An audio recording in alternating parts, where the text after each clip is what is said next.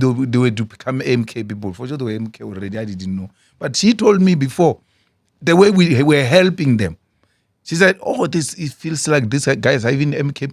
We understood that when we arrived in Parliament, we didn't have anyone to hold our hand except General Olomisa. Yes. General Olomisa is my brother, is my father. I couldn't attend his 70th birthday, but happy birthday, General. You know, I love you. I was at the EFF anniversary. He held our hands. We'll take our own financial statements, give to the treasurer of UDM. We'll take our own, we say we want to pay these people. They say, no, this money can't be used for this money. And then sometimes we overrule it. You tried to be that for MKP. Eh? You tried to be this because MKP. we had a similar experience. And you threw it back in your face. And those were our comrades. Like, they were not reactionaries. They were our comrades. We said, no, these comrades, we're going to work together. And those numbers look good combined with the EFF numbers, and whoever wants to come with us, we're going to have an impact as the opposition. The guys decide in their own mind, we're going to destroy these people who say they want to help us. So, it's only human that I must stay back and do my own thing. So, Progressive Caucus does not mean one political party. It means different political parties. Yeah. On issues we agree on, we'll push those issues together. On issues we don't agree on, we'll disagree. That's what maturity that's what maturity means.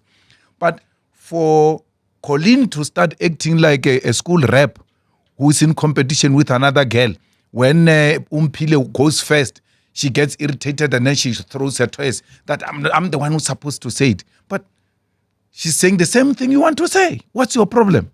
So we are not in a fight with MK.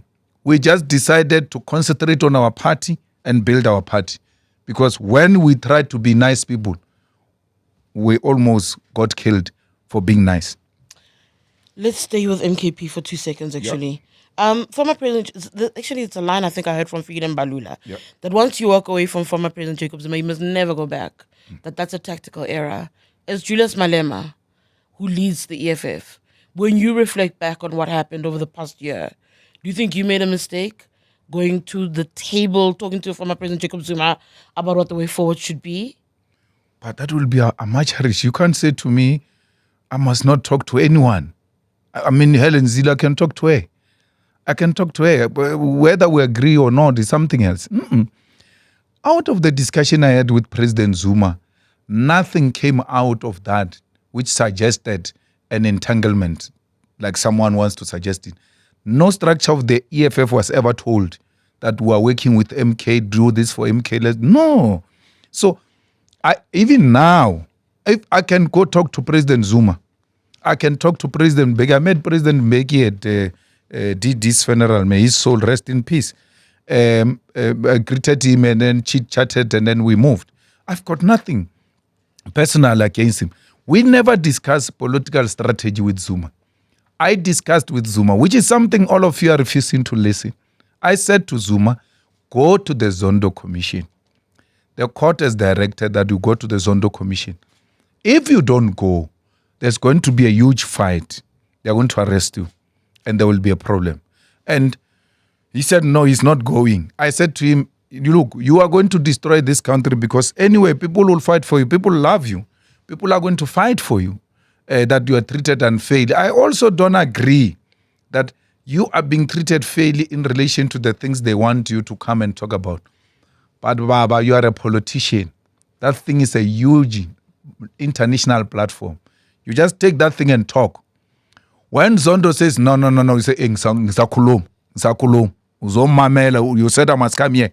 Ngisakhuluma uzolalela. And you speak your point and you speak without reading. That's what I said to him. You speak without reading. You are the most articulate man. There's no way you're going to leave that chair without winning some people over. What matters? You went, you spoke politics. You spoke what you wanted to speak. You spoke your truth. Whether we accept it or not is something else.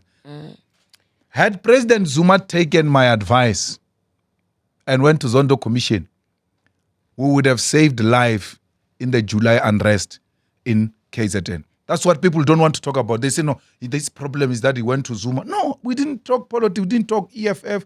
I spoke to Zuma EFF in December before the launch in Soweto. December 2023. 2023, before he launched. But before then, you're taking Mkhwebane on, you're taking Yes. Zanele on. Yes. And the complaint in your party, at least to me, were people saying, but these people are not only being brought into the party, but they're being brought into very senior positions. And I think you tried to respond to it in the public saying that that's not a reward from where you stand. But for a lot of people, it connected the dots. That's what people were looking at. They were connecting you to Zuma through those people. No. There's no dots with me. Me, I'm a straight person. You don't have to connect any dot. You want to know where I stand, I will tell you where I stand. If I wanted anything with President Zuma, I would have done it. TD, I've done scary things in this country that nobody tried to take on such institutions head on. That's why I land in Oval Office, because I'm not the dots. You can't do that. I'm like this. You don't second guess me. Rupert went to Oval Office and said, say like a schoolboy to Trump, say, he even marched to my farm. That's how much I hate the establishment. So why would I go and talk to Zuma and agree on something and engage in mushikashika? I don't engage in mushikashika. I engage in straight politics.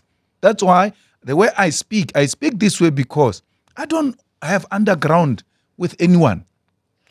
So that confusion, who do you place it on? Because no, there's no confusion. No, there was confusion. No, hold on. No. There was confusion to a point where people were saying, but this party was seen as an irritation to Zuma and is seemingly being seen as a party working with him. You say that that's not the fact. People are refusing to accept that you went there about the Zondo Commission and nothing else. But there was still perception. There was Muzwandile Masina in the meeting. Yes. There was Tony Engeni in the meeting. Yes. There was Vuyani Pambo in the meeting. I was outside the meeting. Dudu was in the meeting. President Zuma was in the meeting. Let any of these five tell you that in confidence, if they don't want to tell you in public. Let them say, whisper in your ear that in that meeting, one of the things we agreed on is we're going to take Mkhwebane. No. Mkhwebane was brought by Dahlia and Floyd. Mani was brought by Floyd.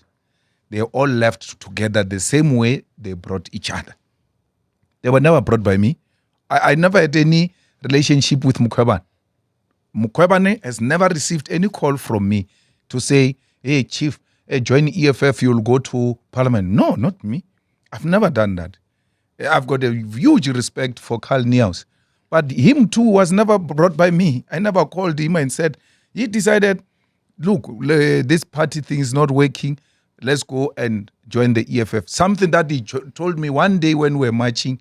I can't remember when we were marching for what in Pretoria. He said to me, I always ask myself, how did you manage to do this thing? Because I'm trying to do it. Hey, it's not working. It's difficult.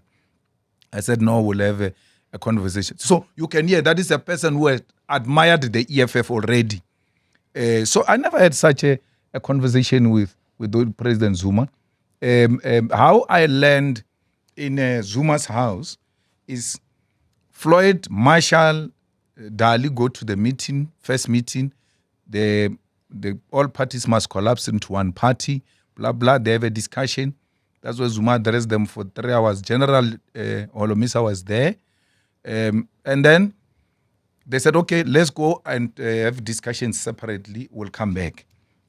Then they come back. Floyd and Marshall is still alive. In my office, say, Dali's insisting that we need to collapse into MK. And we don't want that. And then when we tell him, he doesn't listen to us. I said, no, I saw Dali outside the office. He said, call him. He came. And they even said, this guy presented a written paper in the meeting. That's how much Floyd opposed that idea. So I said, okay, that's fine. Dali made a presentation to me. I said, no, it's not going to happen. He said, what? No, it's not going to happen. We're not going to do that. If they are honest people, they will tell you. They didn't have to second guess me. Then Dali said, what do we do? How do we get out of this? I said, no, you go to a meeting and say, guys, let's engage after elections. It's too close to elections. It will create confusion. That way you get out of that thing. That's how we concluded the discussion. Dali said, after those meetings where Zuma was told it's not working, Dali asked me, okay, my guy, this guy is still asking for 4 eyes with you. I said, Dali, what does he want from me? There's nothing I can tell him, which you guys didn't tell him. No, let's just do it. So I eventually agree. We go into a meeting with Zuma. He's playing there, loud music, loud Zulu music. He says, no, if there's no music, they're going to intercept us on the phone. Hey, now we speak without music. Why are you painting a picture of a paranoid person? Yeah, so I sit there, and then he started telling a story. It didn't last for 10 minutes. He wanted to do those things of long stories of what? I said, hey, Baba, I know what you want. Dali was there, Floyd. So it's not going to happen. I don't agree with that. What I want from you, which is the meeting I've been asking with you, is for you to endorse the EFF. Yes. That's what I'm asking you to do. Any other thing